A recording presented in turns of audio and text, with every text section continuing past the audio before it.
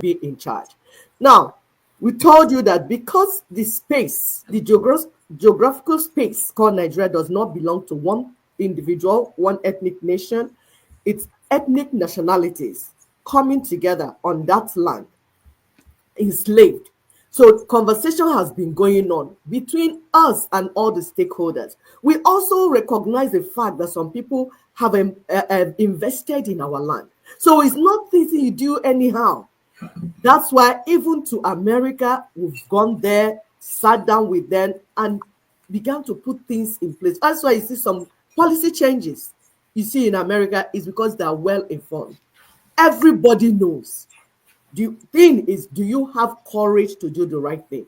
But the beauty of it is that whether you have courage to do the right thing or not, it's going to happen.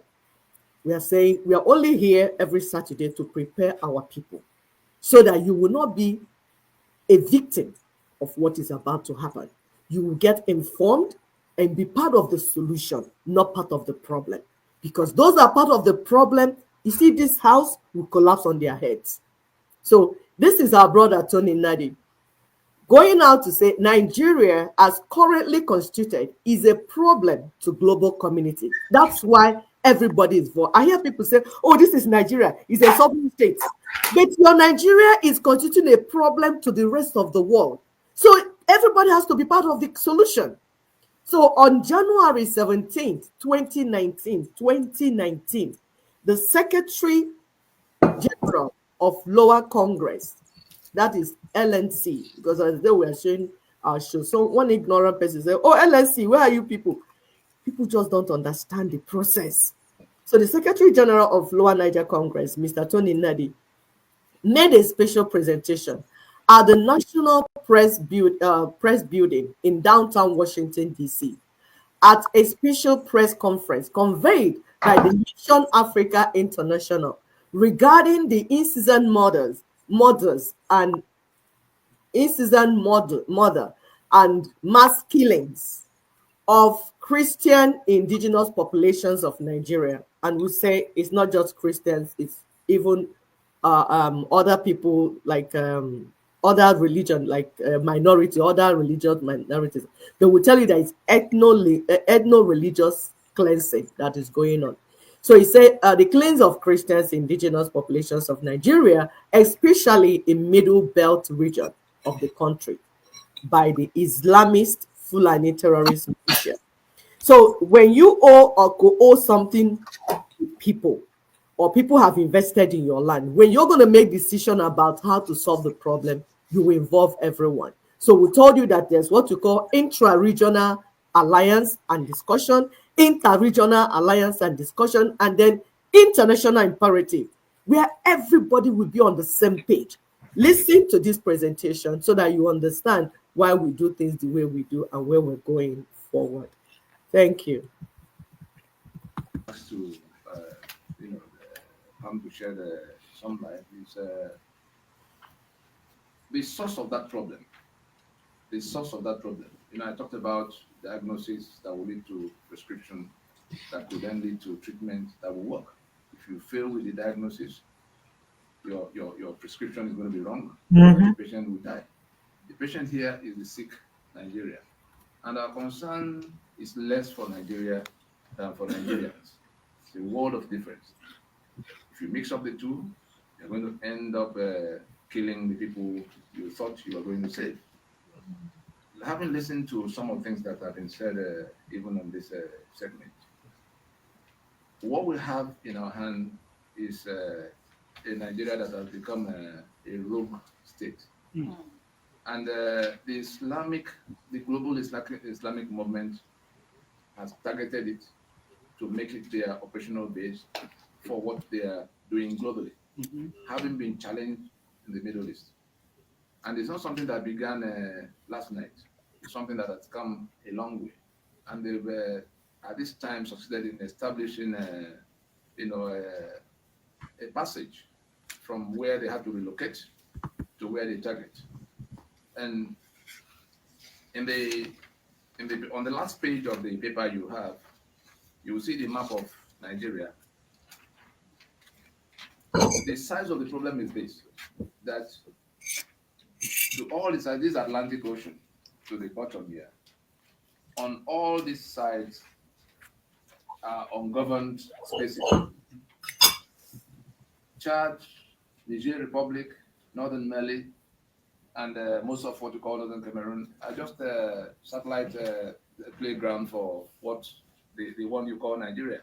But that Nigeria collapsed in 1966 when the constitutions that brought them together, were overturned, and a rogue federal government emerged, operated by a caliphate. And when you hear caliphate, the Islam, the Islam they put on it is to confuse those who do not know what it is all of. It's a political movement that grabs sovereign spaces and actually target the whole global, how much of it they can get. And but they always require some launching, some operational basis in which they won't be challenged. And what's going on there is that they have found, having hijacked that federation, the sovereign space, housing that federation that collapsed in 1966, becoming a federal government. I'm sure you hear about federal government of Nigeria all the time. Becoming a federal government in a situation where the federation had collapsed, but operating a unitary system in which they're in charge of everybody's bedroom. They've seized all the assets of the owners of the place, and the only thing remaining now, and that's where the urgency of it comes in. The only thing remaining now is that they are eliminating what could become future claims of the indigenous peoples of the area by cleansing them off. They've already finished the task in these upper parts that they've imposed Sharia. We have 12 states that simultaneously impose Sharia in a supposedly secular federation. Having done that, they also found their way to Government House.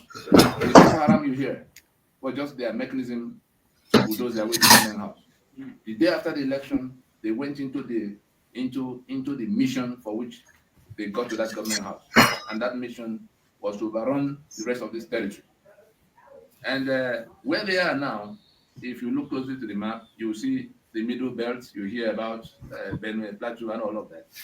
They just moving upon the communities, removing them, and bringing their kinsmen, because the Fulani, incidentally, do not have they are an itinerant population, nomads, all the way from Gambia to Senegal, all of the West African, and they are bringing, as they sack one community, they bring, they already allotted the whole place up to Port Harcourt to, Fulani of one country or the other. The people they call herdsmen are the advanced team, the ones who have come, like, about the promised land.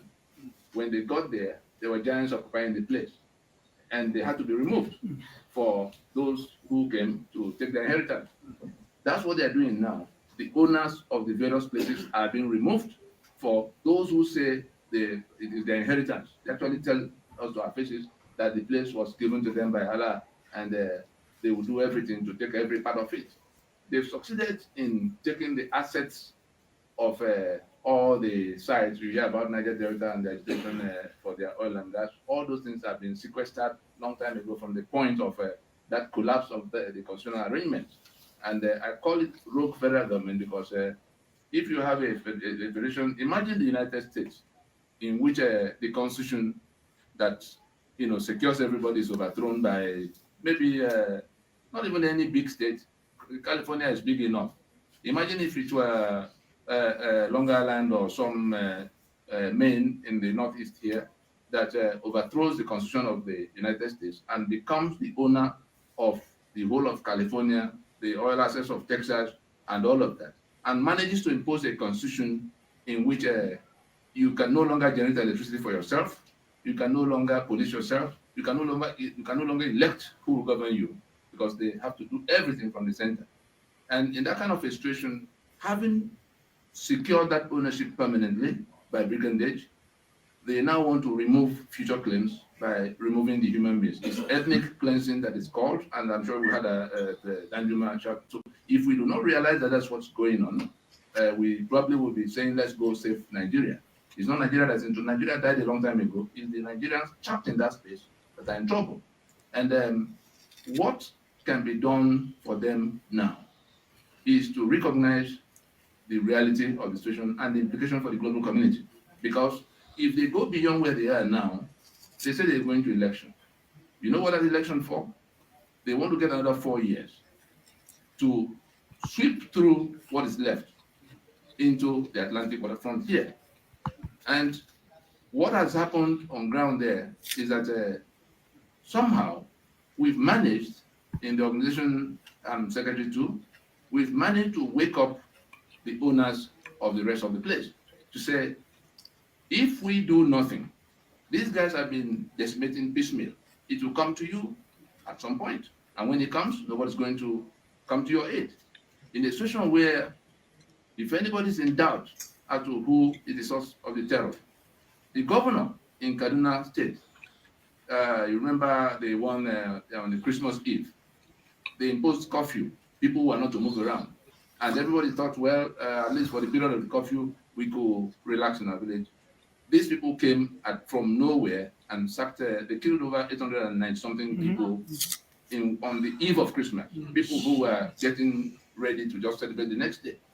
And the governor, his response to all of that was to say, oh, that they went, Mr. Yerufai. stealing were Fulani from outside Nigeria. And that he had, as governor, gone to give them money in 14 different countries to plead with them to stop coming to kill people. And if you interpret it further, you will see that they know where the killers come from. There is their responsibility, ordinarily, to protect the people who are in their domain. They are not doing that. And they take money from the treasury to go to give to those people. And it's simply the reason he said, what he said, he told them that Fulani now in charge. That means you don't have to do any more of this. We're already here. Take it easy. We'll find a way to deal with the rest of it. They are taking over the place. And if they do, in no time, the whole of these territories we're pointing at, the whole of that chart, bigger than Nigeria in landmass. Niger, bigger than Nigeria in landmass. Northern Mali, bigger than Nigeria. If those three alone, get sucked in, because that's what's going to happen, you have a monster operating from it, because the rest of West Africa will just collapse into, is it Benin Republic or Togo, which of them?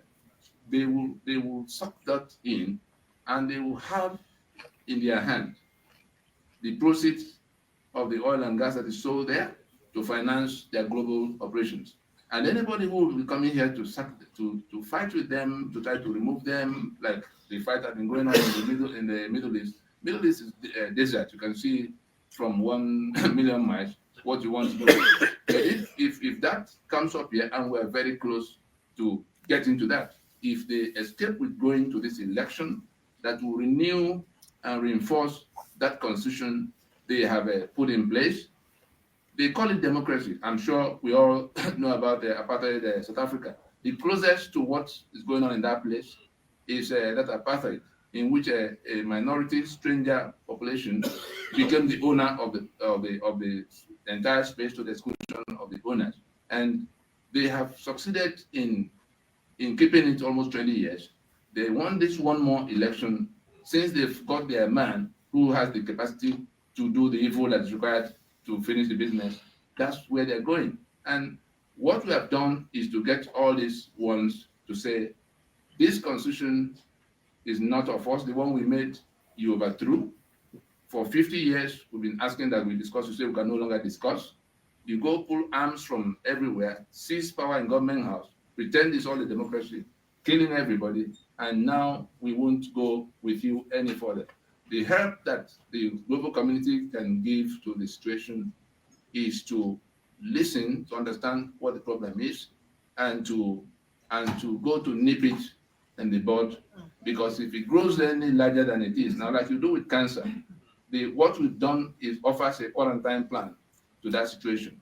If that quarantine is not in place in good time, the global community will pay a very high price. And the global community is not ready to pay that high price. That's why they paid attention and they have listened. This meeting we told you took place January 17th, 2019.